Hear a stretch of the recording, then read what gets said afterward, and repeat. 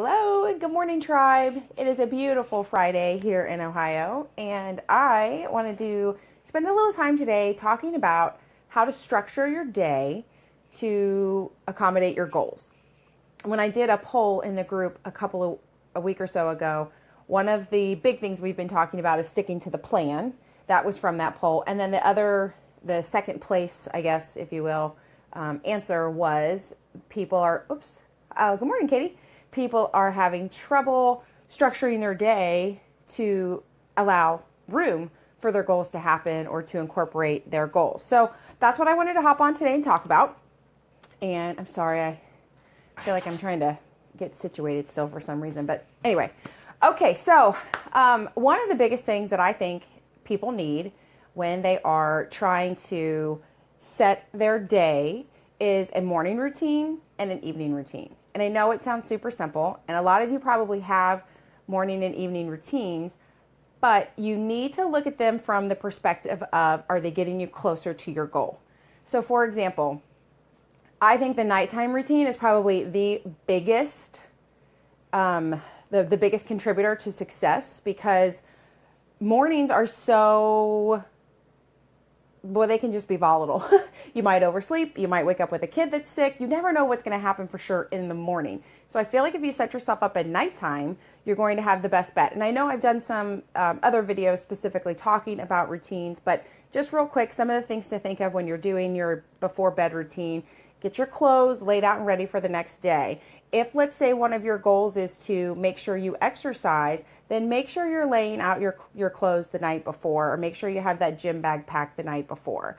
If one of your goals is to incorporate maybe eating breakfast, maybe you've not been maybe you're trying to get more calories in, and you're struggling with that, make sure before you go to bed, your breakfast is already cooked and ready and just needs to be maybe microwaved, or maybe it's already like set up and ready to go. If you're more of like an oatmeal kind of person and you just want to cook it first thing in the morning, get all that stuff laid out before you go to bed. It'll save you time in the morning. It allows you the ability in the morning to be a little groggy, but still get everything done because it's already laid out and planned out for you. So the other things I like to add into my nighttime routine are, obviously, I have some, I'm getting older, so I have some beauty things I try to add now to my nighttime routine, because some days I forget to do the extra eye cream and stuff in the morning because I'm busy. So I've added some things like that. But the biggest thing for me is setting yourself up so that you can hit the ground running the next day, no matter what. The best outcome would be that you wake up early, you have plenty of time, and you actually get a little extra time because you did this stuff before you went to bed. But just in case you wake up with a sick kid, or maybe you yourself aren't feeling great, or the alarm doesn't go off or something, set yourself up before you go to bed. Because you guys know once you close your eyes, you're going to pass out. You're exhausted. So set up the nighttime routine. Now, morning routine. If you've already laid out your clothes the night before, if you've already gotten like your breakfast set and ready, maybe your lunch packed and ready, whatever it is, your morning routine should go pretty slow or smoothly. What I try to infuse into my morning routine is motivation. I try to, let's say again that your goal is to lose weight or be more active. I may already, like in the morning while I'm brushing my teeth and getting ready for work, I might be listening to a YouTube video about health and wellness. Or I might be listening to a podcast about certain exercises or something like that. I mean, I know I'm sort of a dork, so you guys would probably pick something different, but that's what I listen to. So I add that into my morning routine because while I'm brushing my teeth and getting dressed and feeding the dogs and things like that, I have time to listen. I can always be listening in the background. Do I catch it all? Probably not. But do I catch some of it? Yes. Does it help light me up in the morning? Does it help me get focused in the morning? Yes. So I think that instead of spending my time in the morning trying to figure out what I'm going to wear, trying to figure out what the heck I'm going to eat because I've already laid all that out the night before, now I have time to focus on something to inspire myself. And I think that's really important with your morning routine, because even if you wake up in a craptastic mood, if you are able to just pop into like YouTube or pop onto a podcast, hop onto Audible, whatever it is, if you've got something in mind. And sometimes I don't even know what I'm going to listen to. I just pull up YouTube, and I've been watching YouTube videos long enough that it gives me suggestions now based on my history. And so sometimes I'm like, okay, YouTube, what do you have for me today? And I just click it. And while I'm in the shower, I listen to it. Sometimes it's spot on. Sometimes I'm like, that's weird that YouTube picked that for me. But either way, I get something. So your nighttime routine and your morning routine, those are going to be super important no matter what your goal is. If your goal is to get more activity in, if your goal is to eat better, if your goal is to climb the corporate ladder, if your goal is to be a happier spouse, whatever your goal is, you can really help yourself out incorporating a nighttime and a morning routine. And, try a couple of different things. Try a nighttime routine for a week or so. See if it's helping you. If it's not, look at it and see what it is that you're missing. What is it in the morning that is panicking you or causing you stress? Then write that down and deal with it the night before. So that way when you wake up in the morning, you can start on a good, happy foot. And one of the tips too, to structure your day around your goals is to get up. I did an entire 2 or 3 different videos about sleep cycles and the importance of getting enough sleep, but also the importance of getting up out of bed and moving, not laying there and dozing back to sleep and starting up another sleep cycle, which then makes you groggy for the rest of the day. I think I even told you in some of those videos, sometimes if I wake up way too early, but yet, like maybe 30 minutes early, which in my mind is way too early in the morning, it's just better to get up than try to lay back down for 30 minutes, because that's going to put you right smack dab in the middle of another sleep cycle, and you're going to break it and you're going to feel like crap. So get up. I'm not suggesting everybody go get out of bed at 4 a.m.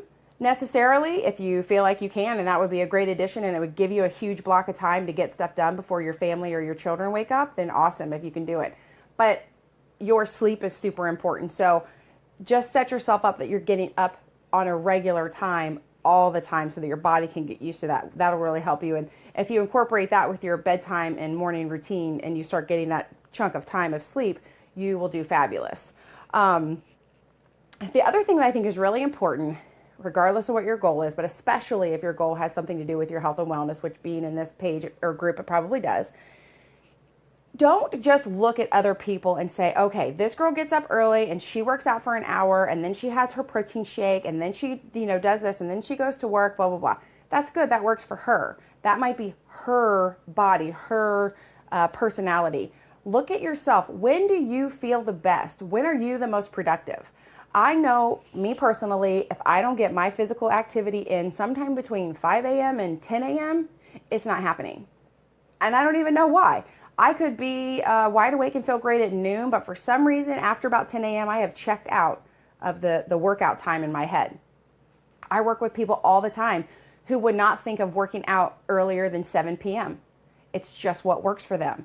So work with yourself, work with your personality, work with, if you're a night owl, if you're a morning bird, whatever you call that, work with what works best with you instead of trying to fight yourself. I just know I'm just more physically active in the morning. I can get up. I love to get house cleaning done, laundry done, a workout in. I love to do all that stuff in the morning. I love to get like bookwork type stuff done mid-afternoon. And I'm telling you, after 2 or 3 o'clock, I feel good and I'm awake, but I'm not really doing a whole lot. I'm working with clients, but I'm not doing much on my end personally. And that's just the way I work. But like I said, I know people who don't really accomplish anything until after about 11 a.m. But that's okay because they keep being productive till 9 p.m. So look at yourself and how you like to work and then go from there.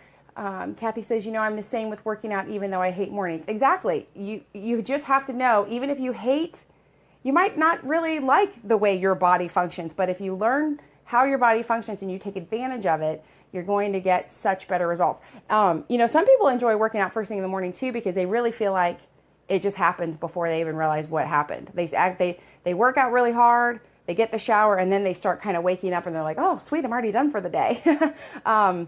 So it just depends. So plan your day around your energy levels. If you're an early bird, awesome. If not, don't fight it. Clarissa says, working on waking up slightly early every day. The end goal is to being up at 7:30. Yes, and Clarissa, I know that you work in food service, and so sometimes you probably work really late nights. So that 7:30 might be a big challenge. You also have babies, and I know that's hard. But so that's an excellent example of you just slowly but surely getting a few more minutes every single day, and eventually you'll have 30 minutes or an hour, whatever it is, just to yourself to work on what it is you want to work on. There's something that I use in business a lot, and it's a term. It's called compensation drives behavior. So that's kind of a no-brainer if you think of your jobs. You work really, really hard because you get paid really well, right? Well, same thing when it's coming to your goal. Compensate yourself. Think of a treat. If I get in all of my workouts this month, I'm getting myself a pedicure at the end of the month.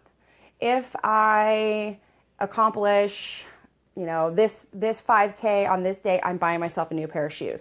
Give yourself rewards along the way. Give yourself incentives, things to look forward to. Just avoid the whole, I ran a 5K, so we're going to the pancake breakfast thing.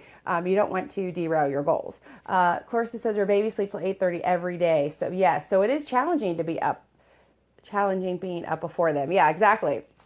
But yeah, so think of things that make you tick. Would you love a new pair of running shoes? Would you love a new purse? Like whatever it is, and kind of set your sights on that and give yourself a goal to achieve to get there. It's just some mornings if you're struggling and you need to get that workout in and you're like, but you remind yourself that you're going to get that pedicure at the end of the month. Sometimes that's all you need. We as humans like compensation, whether it comes in the form of money or gifts. So treat yourself. Number 4, I'm not even sure if I stuck with the numbers, but the 4th thing I wrote down was find your time wasters. And this is a hard one for a lot of people because on the outside, I might be like, that's a total time waster. But to you, you might be like, no, this is my sacred time. So for example, I know a lot of you have shows that you love, that you're like obsessed with, that you like, they feed your soul somehow. Well, if your show is happening at like 10 o'clock or 11 o'clock at night, which is keeping you up till 11 or midnight, which is throwing you off course, causing you not to get your nighttime routine done, not getting out of bed early enough, yada, yada, it's a cycle from there.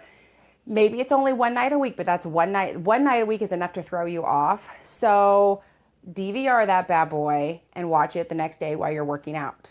I know you won't be able to check Facebook because somebody will give you a spoiler, whatever, but find that time waster. If television is a time waster for you, try to incorporate it while you're maybe going for a walk or on your lunch break or, something like that. When you're being active, most of you that are on this page or this group, you're women, you're multitaskers. You can accomplish 3 to 4 things pretty smoothly any given day. So if you are just sitting on the couch watching a TV show, and I'm not saying that could be one of your rewards maybe that you treat yourself with, but that could be a big time waster for you. I know something that I have to be careful with time wasting is computer work. I am a pro at getting on and starting to do QuickBooks and so on and so forth, and then that little bing pops up and I'm like, somebody sent me a message. So then I start reading that and maybe answering that, and the next thing you know, I'm like, I'm scrolling on Instagram or something crazy. So find your time wasters and eliminate them or control them. So how do you control them? Alarms and timers. When I hop on my computer now to do computer work, whether it be social media marketing or whether it be bookkeeping, I set a timer. First of all, I find pretty much after 20 minutes of numbers, I just go, whoo, that's just not my thing. So it's really hard for me to stay focused. So I set a timer, and after 20 minutes, I go do something else. And then I might come back later in the day and do another 20 minutes. I'm far more productive 20 minutes at a time than I am to sit there and do an hour of book work because my brain just doesn't work that way. And again, that's just learning yourself. Some of you love numbers and you could sit there for hours and be super productive. Have at it. But if it's a time waster, if it's something where you know that you're not really being super productive and you could be doing something else, set a timer, set an alarm. And something I tell people a lot, and I don't know if this is going to offend anybody. If you're a smoker, first of all, please stop. It's horrible for you. But I hear people say a lot, I just don't have, I'm super tight, my body hurts, I just don't have time to get up during the day. I am stuck at my desk.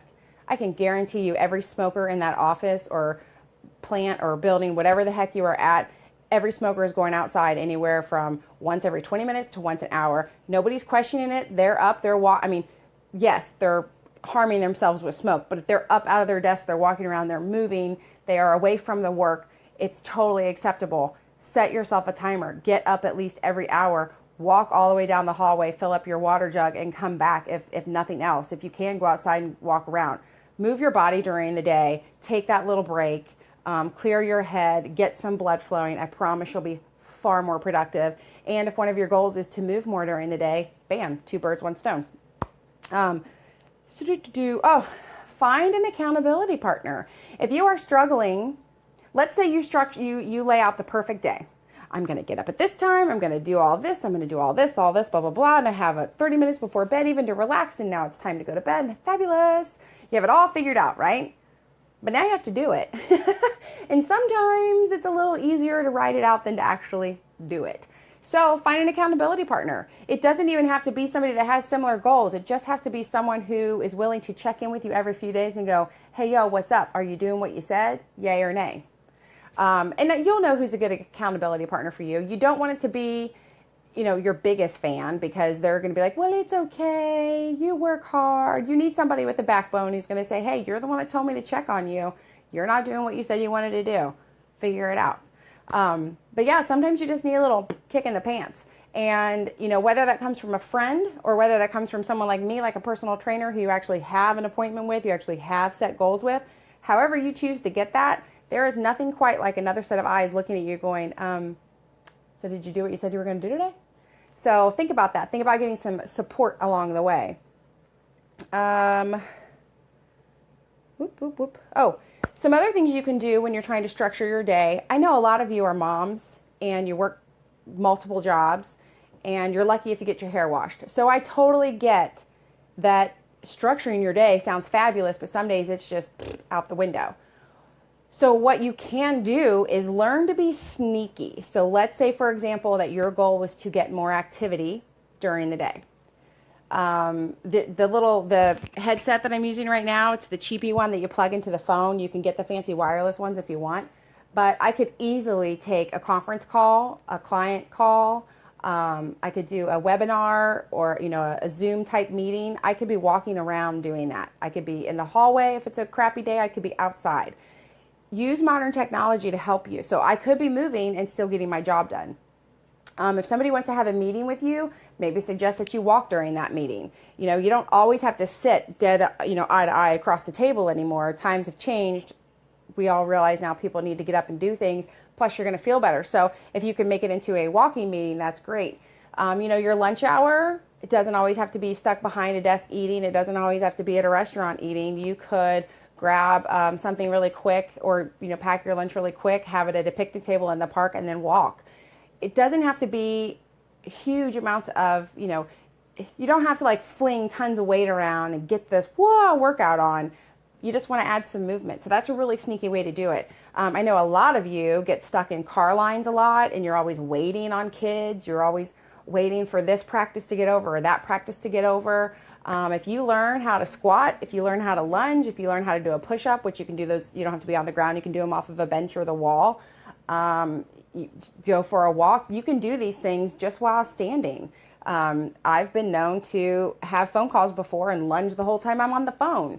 So you can sneak in some movement when you need to if you're really crazy, crazy busy. And I know a lot of you are. So, try to find those moments where you can multitask and throw in maybe some of that. So, date night can be food prep. It could be taking a cooking class. It could be going for a jog. It could, whatever. But it doesn't always have to be the sit down, stare at one another, have these long, deep conversation type stuff. Same with the meeting. It doesn't have to be sit there and stare at each other. You can get up and move. So probably the last and biggest tip that I could use or give to you for this when you're trying to structure your day, use a calendar. Use a timed out chart. When you work for someone else, you very easily say, okay, 8:30 to 5, I'm theirs. I am there. You block that time out for them. So start blocking some time out for yourself. If you have to get the kids on the bus by 7 and you don't have to leave until 7:30, you've got that half hour. Maybe that's when you get dressed and ready. So that could also be when you're listening to something exciting or something to pep you up. Or maybe that could be the time you sneak in the 15 minutes of stretching before you get dressed and ready.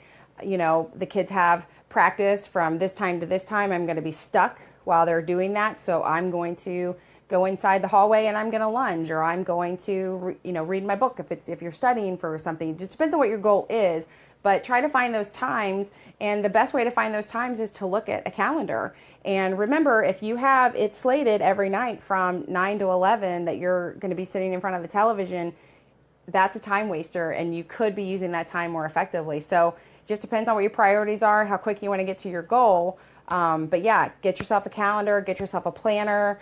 Most women love planners and organization, so you could be colorful with it, or you could be, I'm kind of plain Jane. I just have an ink pen and some Post-it notes in my calendar. It's sort of a scribbly mess, but I get everything done that I need to do. So, use a calendar. Actually make appointments with yourself. If you're like, I'm going to work out 3 times this week, well, when? What days? What time? What are you going to do during those workouts? Because if you're not working with someone directly, I mean, the beauty, so for my clients come in, the beauty for them is they just have to show up. They don't have to know what they're going to do. They just have to show up. But if you're going to be working out on your own and you're going to say, okay, Monday, Wednesdays, and Fridays at 5 p.m., I'm working out for 30 minutes. Don't just say that. Say, okay, on Monday, I'm going to do legs and we're going to do these 3 exercises. On Wednesdays, we're going to do arms. We're going to do, really plan it out, because then it's no questions asked. There's no wasted time. You know exactly what you're going to do. So, yes, it's kind of anal retentive. Yes, it's super plannery-ish. But ladies, you run the world. You run your homes. You run your jobs. You run your children. You are, you're tough. You're tough as nails. Think about it. You were chosen to give birth, not men. I'm going to leave it at that. So think about, you are strong. You are tough. You can do all of this. You just need to think a little clearly. And sometimes that might be locking yourself in the bathroom or the closet while you plan it out, or taking advantage of nap time, to plan that out. But really start focusing on your time, how much you have, and how you want to use it. And like I said, probably one of the biggest things is identifying those time wasters. And it might be one of those moments where you don't want to admit it's a time waster, but if you kind of think it might be, it probably is. So nix it for now. I'm not saying you're not ever going to be able to watch TV again and, sit on the couch and relax. But if you have a goal and you're driven and you want to go for it, then, you'll get back to that someday too, but it's not getting you closer to your goal now. So think about how you treat your morning, how you treat your nighttime to set up yourself for the next day. Set alarms, set timers if you need to. Get a buddy, get a friend if you need some help with that. And really start paying attention to yourself. Are you a morning bird? Are you a night owl? When do you feel the most energetic? And try to structure your day around that so you can get the most work done when it works for you. So hopefully this helped you guys. I saw some comments. Let me scroll back through here real quick. I have to get up at 5:15 during the week. Does that mean I can't sleep in at 8 a.m. over the weekend? Kathy. Okay, so she's asking, she says she gets up at 5:15, Monday through Friday. She wants to sleep in at 8 o'clock on the weekends. No, you can sleep until 8 o'clock on the weekend. I'll actually tag you in the sleep cycle video. It's pretty old, and I know you're new to the group, so that way you'll be able to find it. You'll do better if you don't sleep in on certain days and you just keep with that cycle. But really what's happening is if you're getting up every day of the week at 5:15, probably on Saturday or Sunday, you might actually be waking up around 5:15. If you choose to go back to bed, that's okay, but you have to make sure you have enough time that you can go through a complete other sleep cycle so you don't kind of throw yourself off. And like I said, I explained that in detail in that video. So, can you do it? Absolutely. That's part of that reward system right there. If I kick butt Monday through Friday, Saturday and Sunday, I'm going to sleep in a little. Just be aware of how much time you're letting yourself sleep in, so that you don't mess yourself up on that one. Katie says, yes, I try to walk around the office at least once every 2 hours. Yes, and you could do it even more than that, because the smokers are. Love to do walking meetings and breaks, and lunch are always done walking. Yes, so Alyssa stays very busy. She's already busy, but she incorporates activity into her busyness. And it's a great way to add a little movement in. Your body will thank you, and honestly, your brain will thank you. You will do, you always hear that, I do my best thinking in the shower. Well, that's because your actual physical state has been changed. You have water hitting your body. You're scrubbing your head or your body, so you have that sensation that's going through your nervous system. And so it really wakes you up and gets you thinking. Same thing when you're going for a walk or you're going for a run. I hear it all the time from people. Today on my jog, I solved 3 problems in my head. So that physical state of walking while you're having a meeting or being on the telephone, you're actually going to be smarter and more creative during that. So it's a win-win for everybody there. So if you guys have any questions about this, if you have any tips or tricks that you use to structure your day that helps add to Olivia says she's currently listening to this in the shower. See, you're filling your brain while you're scrubbing at the same time. If you guys have any questions or if you have any tips and tricks of your own that you use to help structure your day, especially you busy moms, like what are some of the ideas that you do to fit it all in and still take care of yourself, please share that with the group. I'm sure everybody would love to hear from that. And if you are new to the group, because I do know we have a lot of new people to the group, first of all, I apologize. I didn't really introduce myself, just in case you don't know me. I'm Tammy Battaglia. I am a personal trainer. I've been doing it now for about 9, almost 10 years, I believe. And I love working with women because I find that, like I said earlier, women are strong. You guys are so, like, not only physically, but mentally, you are strong. But I know the challenge is because you're so strong, you do so much. And so I like to work with women one-on-one to just get in the right mindset of taking care of themselves and getting healthy, not skinny. There's enough skinny people in the world. They're all called models. They all look kind of weird. But I just like a healthy, happy person. So that's what I do for a living. If you guys have questions for me, I would love to answer them. If you have friends that you think would benefit from this group, please add them. It is an open group. You can add whoever the heck you want that you think might like it. And with that, I think I'll stop rambling and let you guys have a great Friday. So I'll talk to you soon. Bye.